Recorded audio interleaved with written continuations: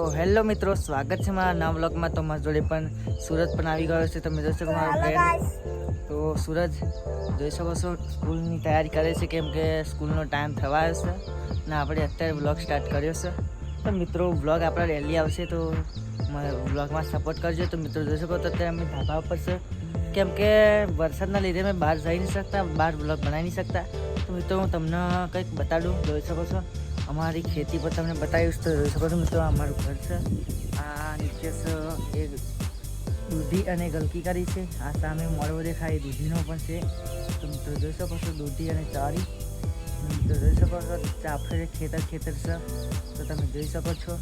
તો મિત્રો વ્લોગ ગમે તો સપોર્ટ કરીશું મિત્રો. આવા ડેલી વ્લોગ આપણે આવતા રહીશું. તો મિત્રો ગામના વ્લોગ આવશે, પણ થોડોક ટાઈમ લાગશે મિત્રો. તો જોઈ શકો સુરત કંઈક કહેવું તાર?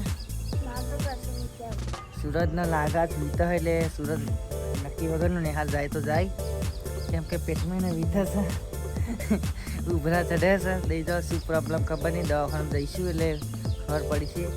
તો બ્લોગમાં જેવો સપોર્ટ કર્યો એવો કરતા રહેજો. તો મિત્રો બીજું તો કંઈ કહેતો નહીં, તો તમને બતાવું કંઈક પાછળ જોઈ શકો છો કેટલો સુંદર નજારો તમે જોઈ શકો છો મિત્રો. આ છે માતાજીનું મંદિર, ઝોપડી માતાનું મંદિર છે, અને આ બાજુ એક મહાકાળી માતાનું મંદિર છે. મારું કુળદેવી માતાનું મંદિર છે.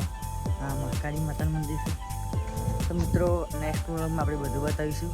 તો મિત્રો જેવો વ્લોગમાં સપોર્ટ કરો છો ઇન્સ્ટાગ્રામમાં, એવા યુટ્યુબમાં પણ સપોર્ટ કરજો. તો મળીશું કે નવા વ્લોગમાં.